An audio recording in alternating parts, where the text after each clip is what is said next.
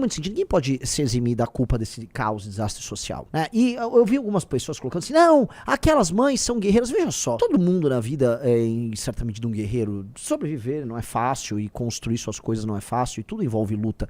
A questão é eximir as pessoas da responsabilidade pelas escolhas erradas que elas fazem. Todo mundo faz escolhas erradas o tempo todo na vida, ninguém é perfeito.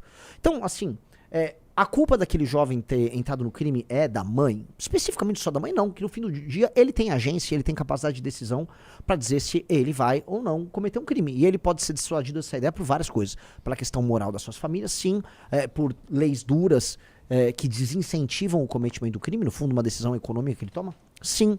Pela ausência da figura masculina e na paterna, sim, e essa ausência paterna ela impacta mais que a mãe, mas sim, a mãe também tem culpa. Até a sociedade tem sua parcela de culpa, lógico. Mas no fim do dia, né, essa culpa ela vai abrindo, mas quando ela vai se concentrando, ela se concentra no indivíduo. Vai concentrar mais no indivíduo, no pai, na mãe, nas pessoas ao redor, no núcleo familiar central ali. Natural. Então, ninguém tem que ser imaculado e colocado num pedestal, não. Esta mãe... Não, essa mãe, cara, tomou decisões horríveis também na vida dela. Os pais de uma criança que se torna um jovem que entra pro crime organizado, os pais tomaram decisões erradas na vida deles, sim. Eles vão ter alguma parcela de culpa naquele processo, sim.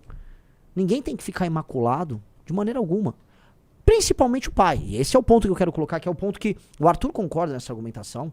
É que aquela argumentação ele estava tratando do recorte feminino, mas principalmente o pai. Não sei se você concorda comigo, Rizzo. O maior dos problemas é o pai ausente. A mãe, por mais porcaria que tenha sido as escolhas dela, por mais eventualmente ausente que ela foi, por mais falha que tenha sido a educação dela, pelo menos ela existiu. A pior figura nesse cenário todo é a figura paterna, é o pai que não tá lá. E antes que falem, mas ela escolheu aquele pai ruim, você pode argumentar da outra medida. E aquele pai ruim também escolheu, e na hora do bem bom, ninguém ali tava reclamando um do outro. E essa é a real. Isso não, entendeu? Ambos fizeram escolhas infelizes. É que hoje, né, para as pessoas que estão numa posição hipossuficiente, é criado um discurso em que elas não apenas são hipossuficientes, mas elas não têm responsabilidade nenhuma, são eternas crianças. Aí, ao ser eterna criança, você não pode ser responsabilizado por nada, né?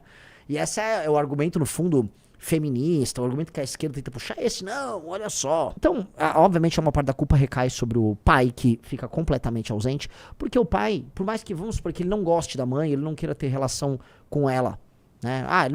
O relacionamento não deu certo, ele só foi, aquela criança é fruto de um sexo casual que eles tiveram e ambos não se aturam para além da relação sexual. O pai ele dispõe de meios para ficar presente com o filho. Se ele não está presente, é tudo culpa dele. Tô errado, Rizzo? Não. Ele tem que estar presente. Senão o dano quem paga não é ele nem a mãe. Até eles pagam, mas a sociedade como um todo paga.